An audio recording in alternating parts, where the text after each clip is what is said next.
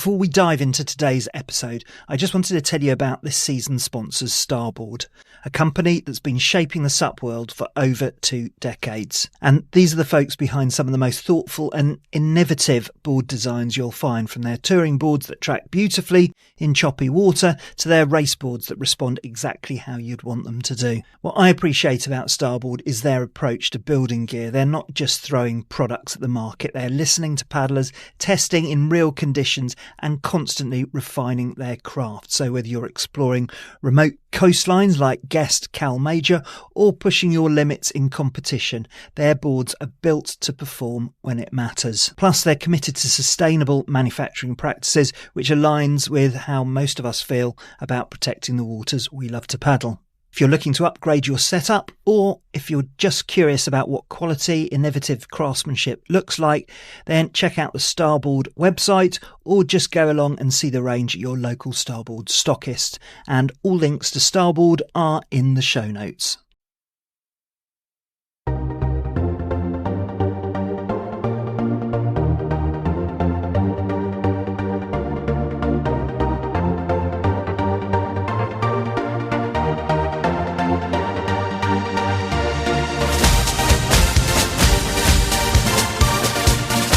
Welcome to the SUPfm podcast. We're in our 10th year and our mission is still the same: to help us all improve our knowledge and deepen our love of the sport, and to inspire you on and off the water.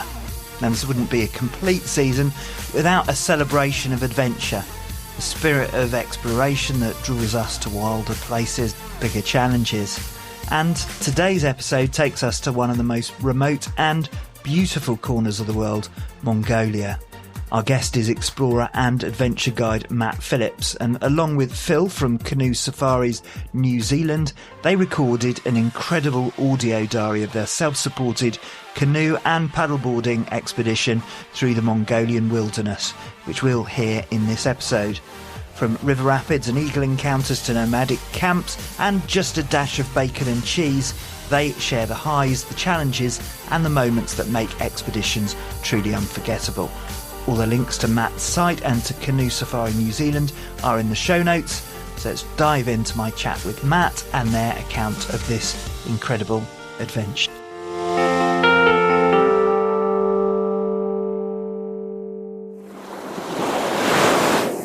Hi Matt, welcome to the SUPfm podcast. Hello, thank you for having me. Well, I really appreciate you joining us, and of course you'll be very familiar to listeners from the Amazon Adventure episode with Kaz Dawson, where, might I say, your rendition of Living on a Prayer is probably still talked about by the locals in the Amazon rainforest. And in this episode we'll be talking around an audio diary that you and your fellow explorer Phil put together on your expedition in Mongolia.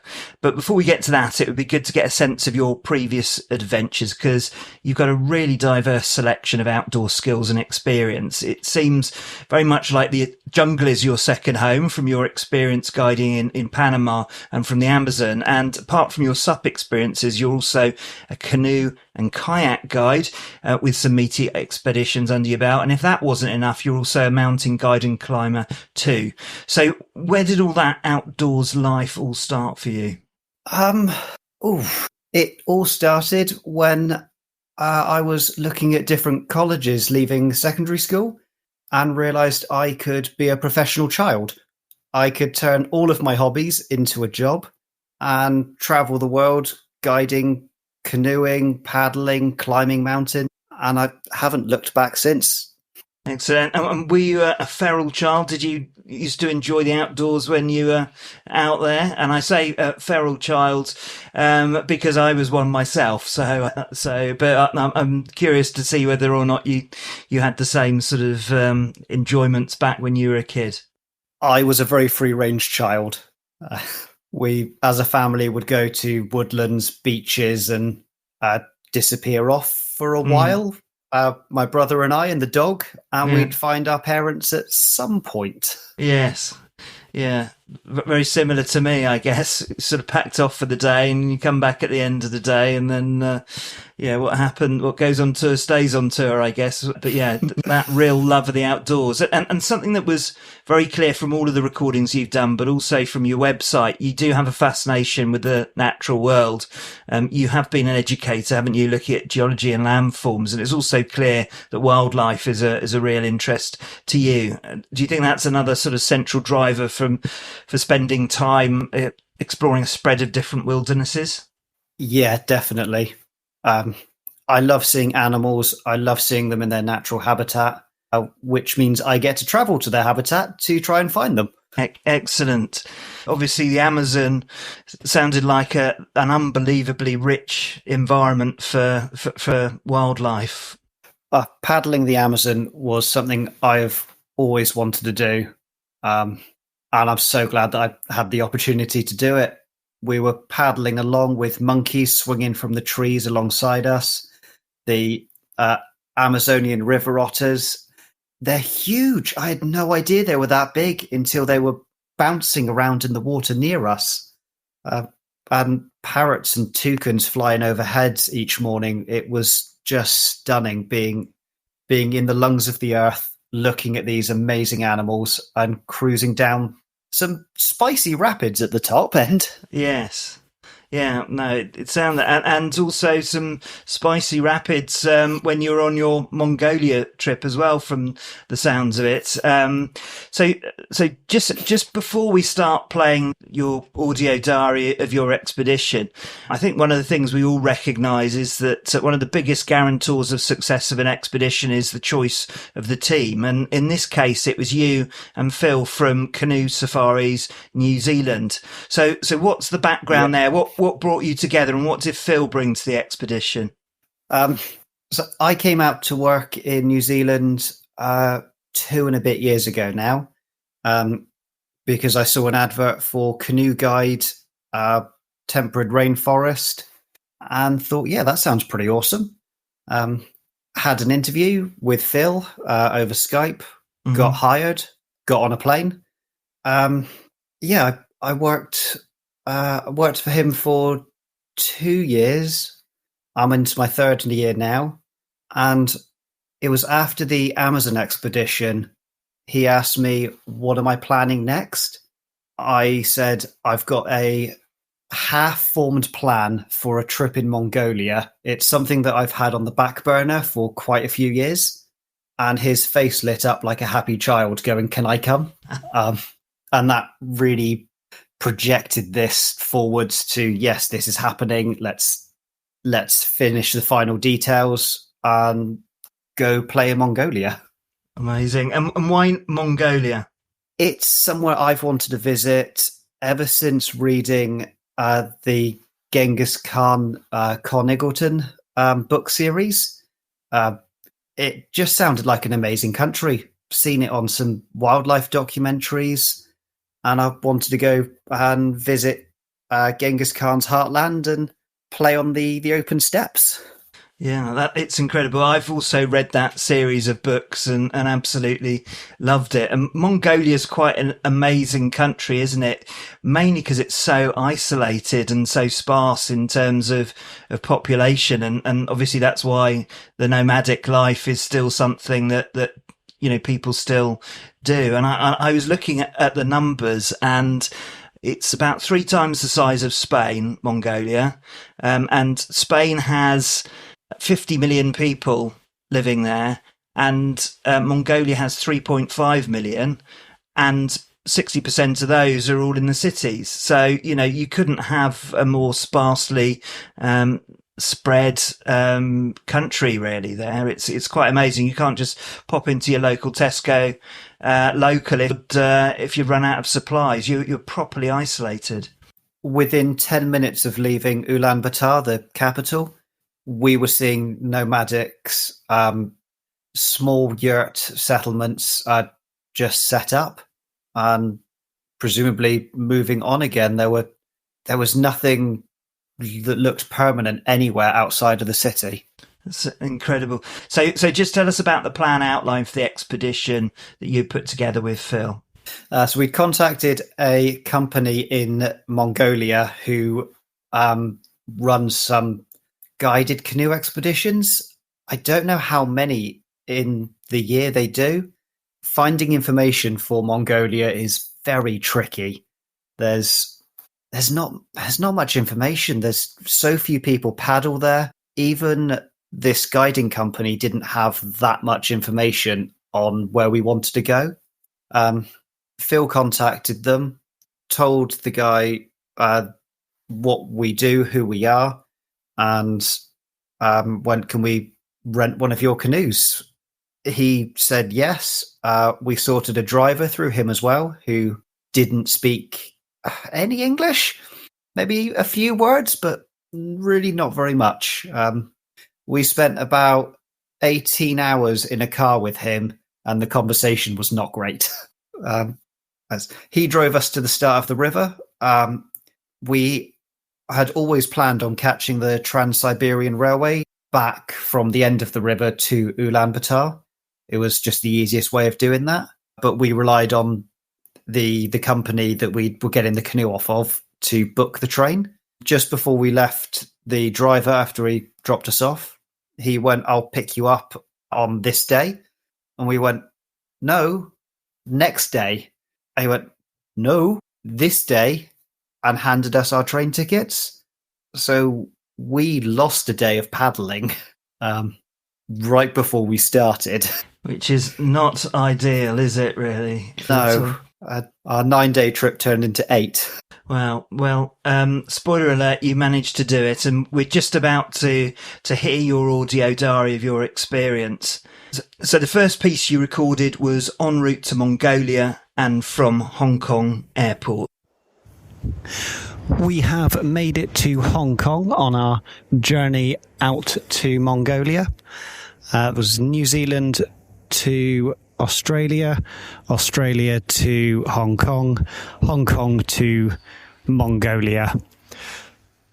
I am really hoping that my bags have also made it this far. I got called to the desk in New Zealand because they wanted to confirm how many bags I had and double check that they were the right bags being loaded on the plane. So hopefully my bag with a paddleboard in and my bag with equipment in is still somewhere nearby. But I suppose I'll find out when I get to Mongolia. Security in Australia was fun. There were only 2 of us going through it. Our bags had to be searched because of the energy electrolyte powder in one of them looked suspicious. And my empty pocket showed up as having something in it. So I had to get patted down. Fun times. So obviously you had great joy from being patted down on the route. What was the journey like from Hong Kong onwards? It was a long trip. I forgot how far New Zealand is away from everything else. The flight from Hong Kong to Mongolia was a smaller airplane, and I was in a middle seat squeezed between 2 larger people and couldn't get any sleep or any real rest on that plane. When we landed in Ulaanbaatar, we went through security fairly quickly. That was the easiest security we went through anywhere. All of the bags made it, which was fantastic because there had been a bit of faff beforehand, and I'd been called to one of the gates to look at a photo of a bag and asked if it was mine. So I was very glad that the paddleboard, the equipment, and all the food made it. Met our driver at the airport and went to one of the ATMs and became millionaires, which was short-lived but quite nice. He drove us to our hotel. We'd booked a hotel that was near a supermarket so we could get food easily. It was the only reason we booked that place, but it turned out to be really nice. I think we were in the car for about 2 hours, sat in traffic. It's a country with not many people living in it, but they all live in that one place and they all drive on that one road at the same time. It took ages to get to the hotel. We dumped our bags and headed straight to the shop to try and find food and supplies. And you obviously lay in those supplies for your expedition. I guess you had your freeze-dried stuff as well that you brought along with you, but you seem to have a core nutritional approach focused around bacon and cheese, which I absolutely think is the best combination. So, that was quite an unusual nutrition strategy, but it worked pretty well for you, didn't it? It worked fantastically. The people we hired the canoe from had said there is one good butcher in the entire country. So he was going to get us some bacon. We, of course, said yes. And our driver arrived with a carrier bag filled with bacon. It was chunks almost the size of my head. We were not expecting that much bacon, and half a wheel of cheese, a proper wheel. And that became lunch every single day. Hunks of bacon and cheese melted on it. Wow, that sounds absolutely superb. Hopefully it didn't cure you of the ability to eat it, but that sounds absolutely perfect for an expedition. You obviously had to get to the start spot, so you said you had organised that through this driver who was a bit sparse on his English language skills. How long did it take you to get to that start? It took about 18 hours. And when you look at a map of Mongolia, we didn't actually travel that far across it. The roads were adequate. There were bits which were missing, and other sections that were all right. But it's such a large, sparsely filled country that we were in the car and driving, looking out the windows at some stunning scenery, amazing views, and random little settlements of yurts and nomads. We stopped at I think best described as a cairn with a few flags and lots of flowers and bits of money stuffed in, random toys. No idea what it was, but we stopped and had a look around it because the driver went, "We stop." So we stopped. So lots to see on your way round. And during the journey, you had time to do a bit of sightseeing, and you stopped off at a historic site on the way. We have made it to Karakorum, which is the ruins of the old capital of Ogadite Khan. Much of what is here has been rebuilt, but is still from the 17th century and is old, awesome ruins. And we got to hold an eagle on our arms, a massive eagle, bigger than a small child. And we are still not halfway to where we want to start our river adventure from. We started on the 2nd, it is now the 4th, and we are still travelling to the river. It really does show how remote and inaccessible getting to Mongolia is, and getting to where we want to be in the middle of nowhere of Mongolia. So you made it to the starting spot, you unloaded, and you had made that arrangement to meet the driver and get the train back. But as you've already mentioned, you had a bit of unexpected replanning to do because the dates were slightly different. So how much of a replanning exercise did you have to do at that point? We were a little bit stuck on where we could change our plan. I'd contacted a place at Five Rivers, named Where Five Rivers Meet. It's a family farm where they have put up yurts and then invite people to come and stay and see their way of life. They were a little bit further up the river than we were paddling, but I contacted them and said, would we be able to come and stay in one of your yurts? Because if I'm going to Mongolia, I'd like to stay in a yurt. So we were booked for that night. We're now somewhere with no signal, no ability to contact them. And I had told them that we plan on turning up on this day, but if we don't, it's because we're stuck on the river somewhere. Sorry if we can't contact you. So we didn't want to arrive early because we didn't really know what their setup was. The last email I had with them, they said they were going to erect a yurt for us. So we didn't want to arrive a day early and just be stood at the side of a riverbank. So we had to be there on that day, which meant afterwards, what should have been a 2-day paddle to the finish then turned into a 1-day paddle.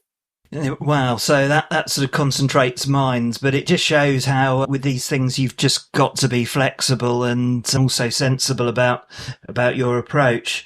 So let's get into your audio diary again with you and then Phil, bookending your first day on the water. Good morning.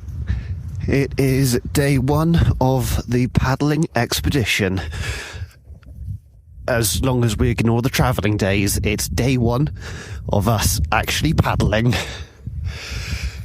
It was a cold night last night. Very wet, very rainy. The storm did eventually pass. The quagmire underneath the tent has seeped away, and it has left us with bit boggy ground under the tents, but not too bad. I was cold last night. I do have a sleeping bag liner, which I wasn't in, and the only reason I didn't get in it is because I felt so wet getting in the tent, and I didn't trust that my tent was going to stay waterproof with the amount of water around, so I wanted to keep at least something dry that I could use later on. Yeah. It is 5:30 in the morning. I've been awake for a while. I'm currently walking down the side of the river and have just got to an old broken part of a bridge trying to cross the river. I just want to walk a little bit further around the corner to see what we're up against within the first 10-15 minutes of paddling. Where we're camped, we are on a corner, so I can't see much.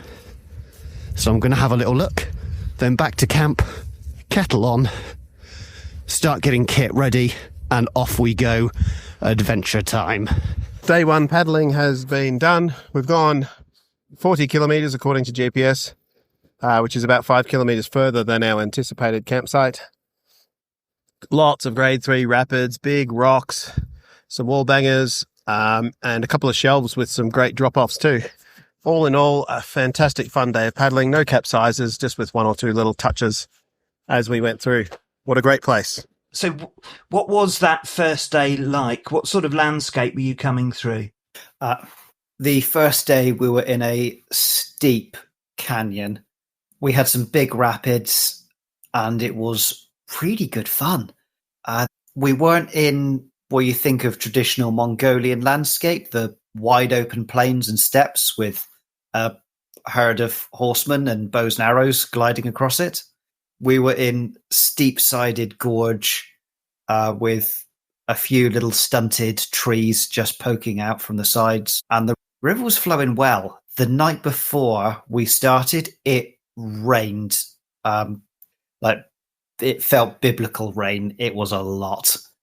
So the river was flowing beautifully the next day. I was on the board, Phil in the boat. We were gliding along.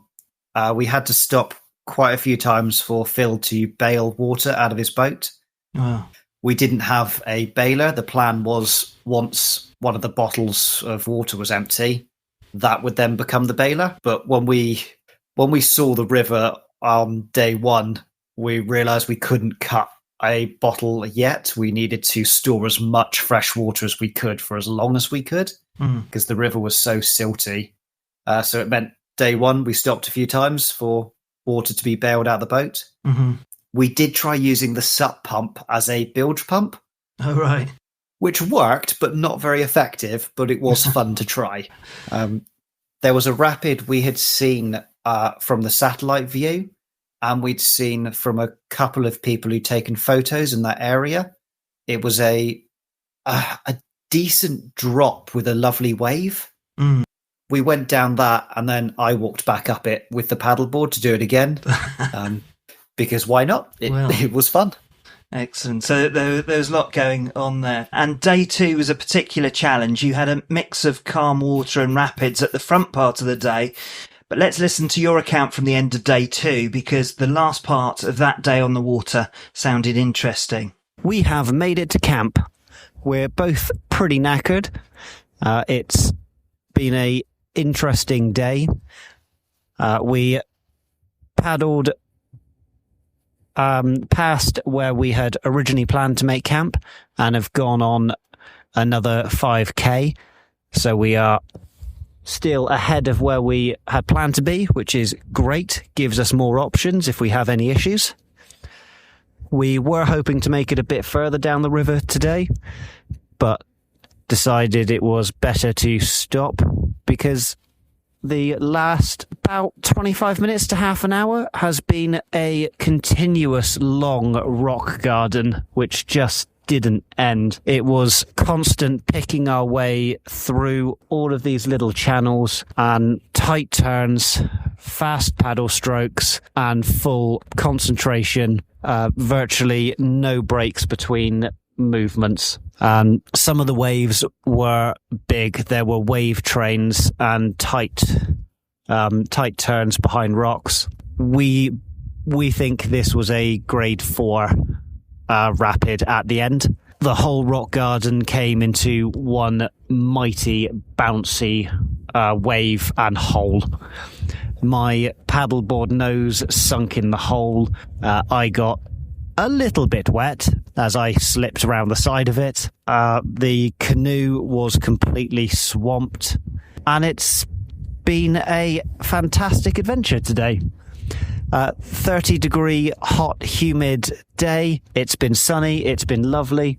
We had lunch at the side of the river.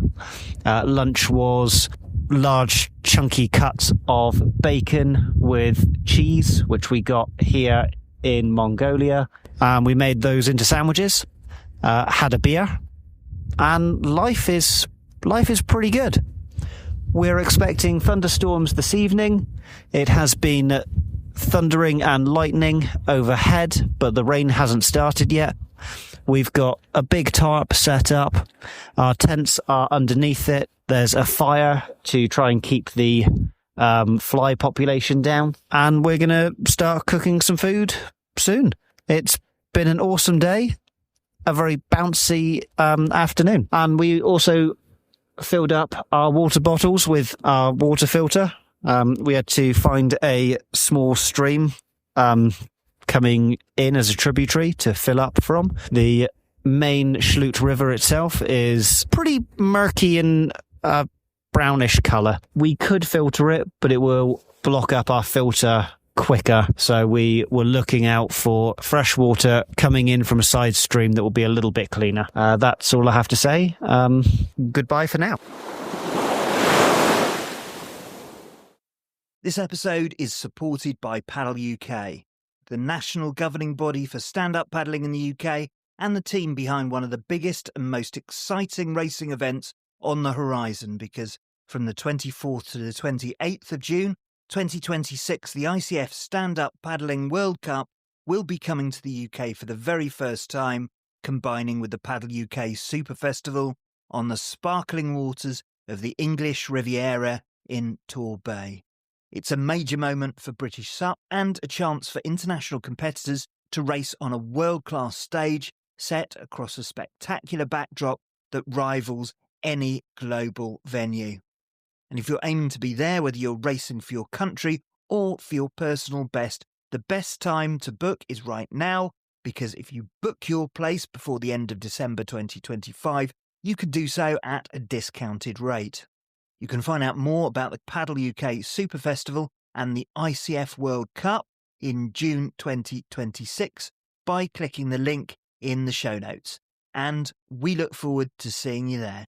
I've been a fan of Oscar Propulsion well before they became a sponsor on the podcast, because I felt the effect of their clever technology when I was first handed one by a friend to try. Their new Flow Force paddle is the best yet and is extremely lightweight, and while it might seem a bit counterintuitive having cuts or slits in the blade, the hydrodynamics of this have been tested scientifically. From the very first stroke, it just felt right. It eliminated any paddle flutter and really gripped the water securely.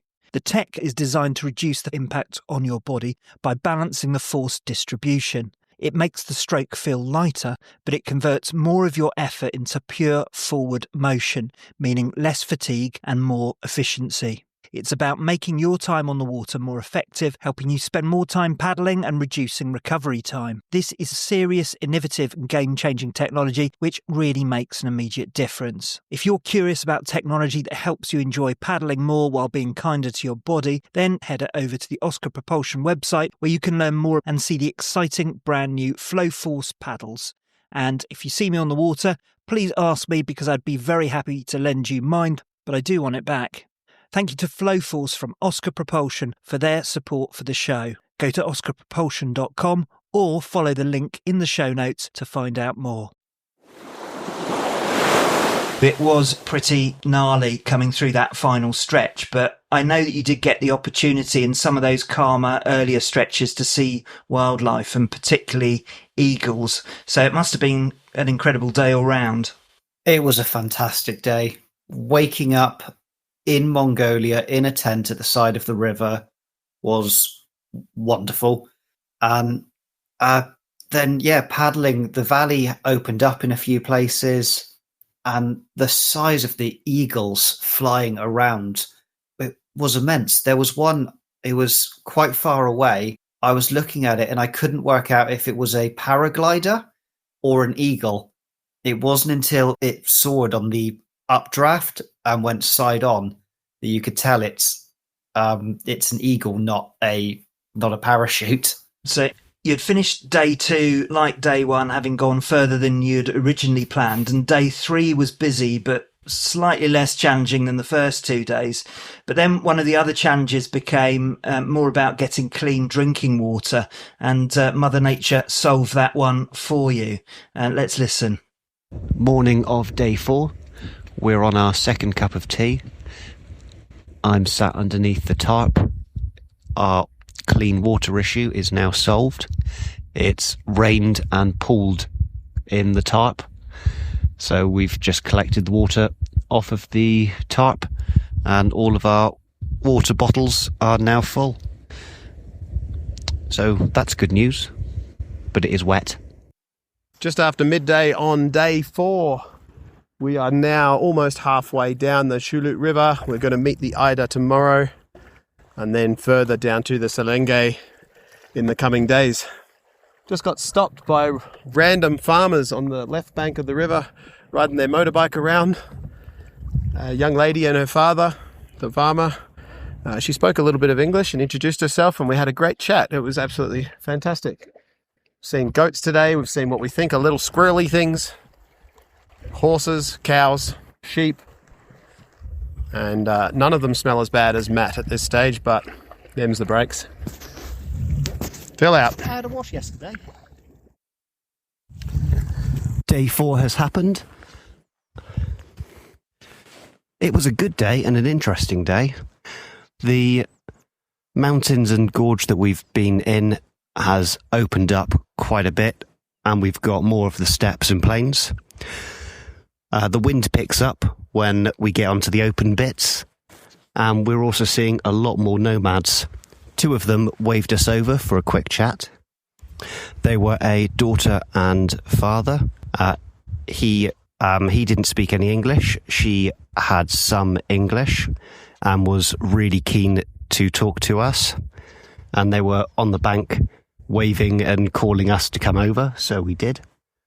It was really interesting. We had a quick chat about their way of life. They've got a reasonable size farm, and there is a small town or village somewhere hidden back behind the second set of hills we could see from the river. We've paddled past a few more nomadic farm sort of settlements. We stopped and we looked at one It was wooden log cabin huts, but no one's in there, no animals around, and it doesn't look like a lived-in place. Not quite sure how they live. I think maybe these huts, the huts dotted along the river, are used for a month or a couple of weeks, or maybe in winter they return to those. The rest of the time they're out with their herd somewhere. Not quite sure. We need someone with some good English to ask these questions to. So I'm guessing that the locals found you quite intriguing. I mean, it was great that you were able to communicate and meet some locals when you were there. Yeah, we spoke to two. We were paddling along, and there was a motorbike on top of the hillside. They waved at us, and we waved back, and then they raced down the hillside to the flat bit. And as we got nearby, they were waving us closer. We shouted hello. They replied back, and we paddled over. It was a daughter and her father. He was a classic Mongolian goat herder. Spoke zero English. Just seemed like a very happy, smiley guy. The moment we arrived, he was poking the paddleboard, which is fully expected. I look like a surfer who's got very lost. Yes. She spoke English. She went to university in Ulaanbaatar. She asked where we were from, and we said that we'd come from New Zealand. And she did look blankly at us. So we tried Australia, and she, again, nothing. She did know where England is, though. Oh, there we go. But yeah, it was really nice being able to chat with her, because we had some questions about how they lived, and she was able to answer them. Her dad had some questions, and through her, we could provide him with answers of who we were, where we were going, why we were doing it. We said just for fun, and he gave us a massive grin. Day 5 started with a bang on the Truest River. We had to paddle through a couple of normal rapids, and then we did a big sharp S-bend, which turned into a genuine grade 3 drop rapid. Massive rock in the middle. Managed to go through paddling one-handed with my camera up on mat in front of me, and then right next to the rock fell into a big hole. I somehow stayed upright, but there was some bailing to do afterwards, which was cool. The rest of the day, we saw some camels, some nomads that were talking to us, and there was a big shrine we can't really identify on a private farm. So someone has obviously built that for someone. It's now morning 6, and we are in open plains. I can see a farm in the distance, some hills in the distance, and we're going back into mountains later today after we pass the Truest River confluence. Peace out. It is day 6 on the river. We camped on an island last night. It was my favourite campsite so far. And today we have just left the Schlute River, and we are now on the Eider.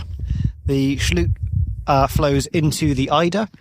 We paddle this until the end of the day, and then tomorrow we join the Selenge River, which is what the Eider flows into.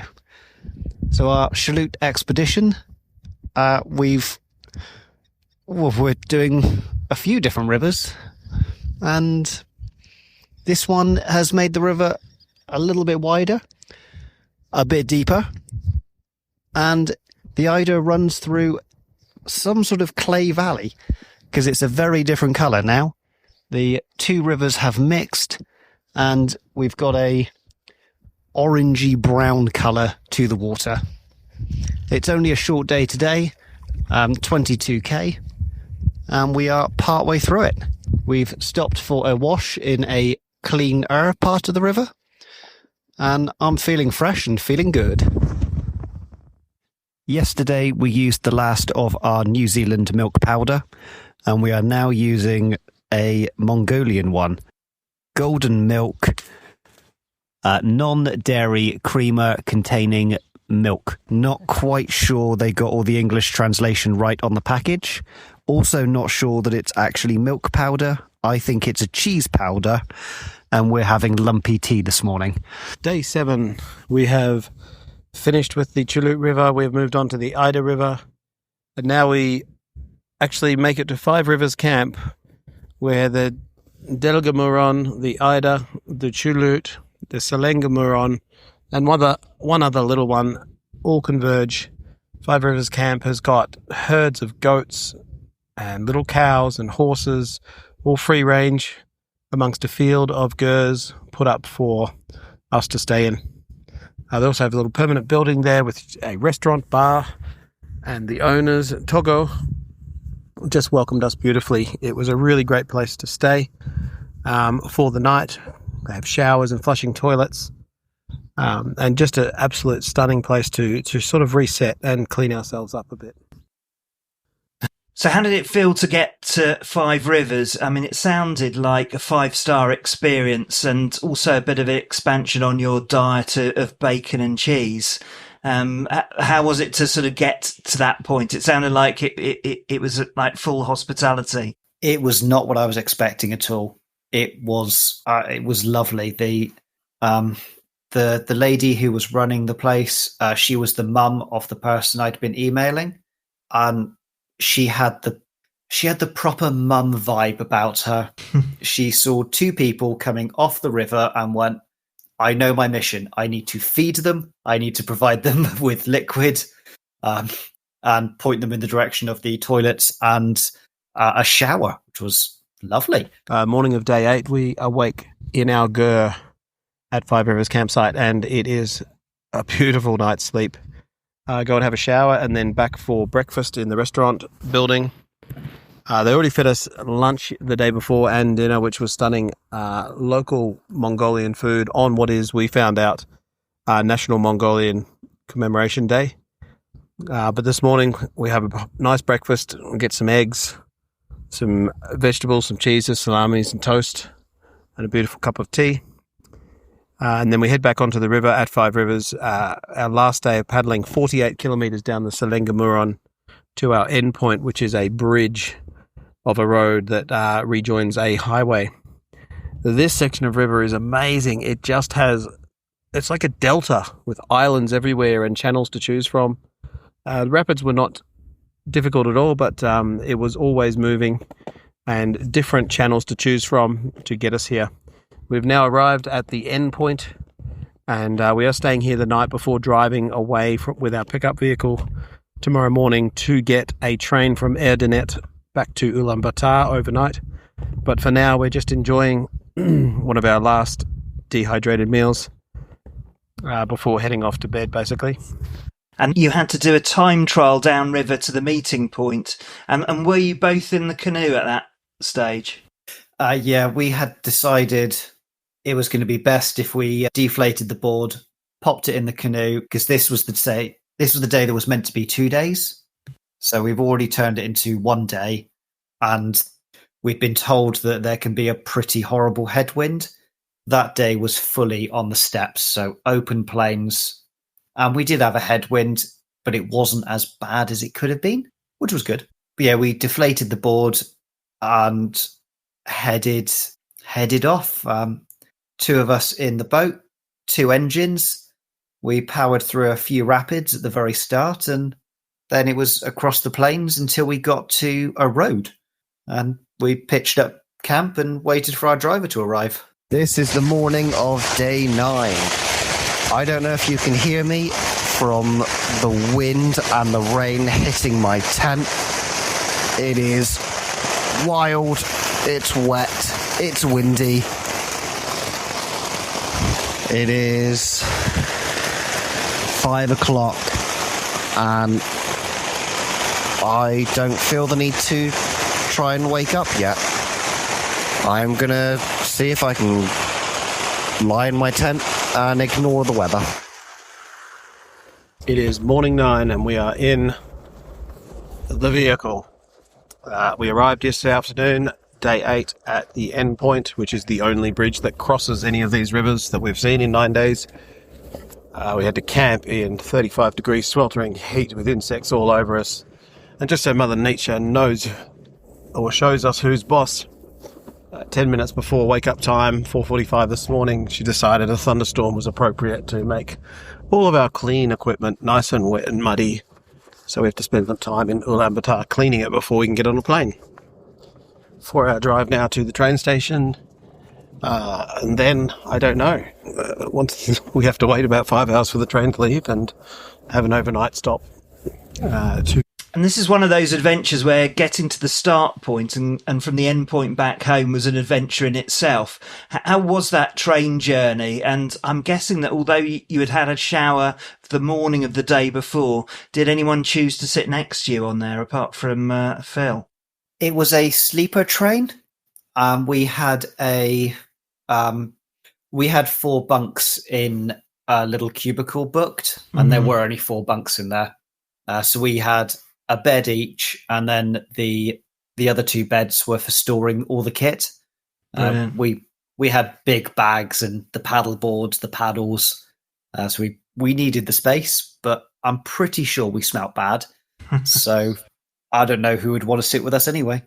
Well, there you go. And it sounded like you had got it properly worked out, because sleeper trains are just fantastic. I travelled through Egypt and learning from experience, used a sleeper train to come back to Cairo from my adventures. So I know how fantastic they are, just to be able to lie down in a sort of a sealed environment. It really allows you to recover.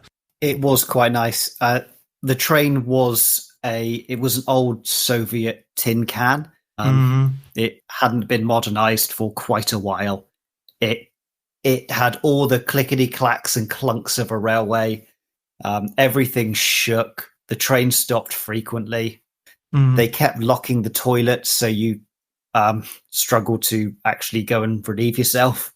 The lady in charge of my carriage, she locked the door for the toilet and she wouldn't open it again. Even when I danced in front of her going, I need to wee. I had to go a couple carriages down and found someone who was friendlier, who let me use the toilet. That's bizarre, isn't it? We also found drinking a bottle of cheap Mongolian vodka, which I think could also be sold as paint thinner. Really helped you sleep on the train. Well, yeah, I'm not surprised. It sounds like you could write a whole travel journal about that experience as well. But sort of somewhat romantic, I guess, travelling on a train. It's particularly a Soviet era one, and not everyone's been on the Trans-Siberian Express. No, it was fantastic. I'm really glad that I got to ride on there. And how long were you in Ulaanbaatar before flying back? I guess a day earlier than you were previously expecting. Yeah, I think we had 2 days in Ulaanbaatar. Our flight was in the evening of the second day, which meant we had an extra day to play with. So we managed to go and see the ginormous Genghis Khan statue. It's the biggest equestrian sculpture in the world. Wow. That's something that not everyone can boast of seeing. And what are your reflections now on your journey looking back? It was a fantastic time and it was an amazing experience. Mongolia did not disappoint in any way. The rapids on the river were great. They were the right level of spicy and exciting, as well as just some nice cruising sections, being able to look at the stunning views. Even when it was thunder and lightning, being on the flat plains, watching the entire sky light up with sheet lightning was beautiful. Just a fantastic country, and I would love to go back and see more of it. Was there anything that you weren't expecting or which really surprised you about your experience there? If someone in a market offers you a cup of a drink called arag, never take it. I didn't know a drink could taste that bad. That was a surprise. And it wasn't even medicine? Nope. Nope, they drink that for fun. Yeah. I think the main thing I was surprised by was just how vast the country was. Yeah. Driving 18 hours and still not getting that far across the map. Well, And paddling for 8 days on... we were on several different rivers throughout the trip as each river merged into the next. And the first one we started on, the Shalut, on the maps of Mongolia, it's shown as a stream. But that size river in the UK would be one of the biggest, widest ones we've got. It was amazing the different scale of this country is so big that this pretty sizable river is only shown as a tiny stream. It's so difficult for us to get our head around that level of size and remoteness. You mentioned that it might not have scratched your itch for Mongolia. Are there any other rivers that you're looking at? There is a river in the far west of the country that I would quite like to go and do. I can't remember its name off the top of my head. There is another river that we looked at doing, but for geopolitical reasons, we decided not to because it ends in Russia. Right. And that's just too much effort right now. Absolutely. Not entirely straightforward, that trip. And what's next for you? Because I hear a rumour about potentially going somewhere colder for your next adventure. Yes, you have heard a correct rumour. At the moment, I am trying to put together a stand-up paddleboard expedition to Antarctica. 24 days heading out from Argentina on a sailing yacht designed for ice-breaking expeditions down to Antarctica, exploring everywhere we can get to with a paddleboard, and then sailing back up through the Drake Passage. Wow, that sounds like... It's still early days. Yes, well, there's quite a bit of organisation and fact-finding, I guess, and planning, but that sounds absolutely spectacular. Matt, it's great to have you on, and please thank Phil also for his recordings from your epic expedition too. All links to Matt and Phil will be in the show notes, and please give them a follow on social media to keep up with what they're up to next. And until then, Matt, best of luck for the next journey and see you on the water. Thank you very much for having me. A huge thank you to Matt Phillips and to Phil for sharing their incredible Mongolian adventure with us. And thanks to you for listening all the way to the end. Your support helps keep this show afloat. And the best way you can support us is by telling a friend about the podcast, maybe someone who'd love hearing stories like this one, or by leaving a 5-star review on Apple Podcasts, on Spotify or YouTube. It really does help us reach more paddlers and adventurers around the world. And of course, a big thank you to our season sponsored Starboard, Paddle UK and Oscar Propulsion, and you'll find their links and details in the show notes. We'll be back next time with another episode from the world of SUP, and please don't forget to follow us on Instagram and Facebook at SUPfm Podcast, or to sign up to our newsletter at supfmpodcast.com/list so you never miss an episode. Till next time, take care, and we'll see you on the water.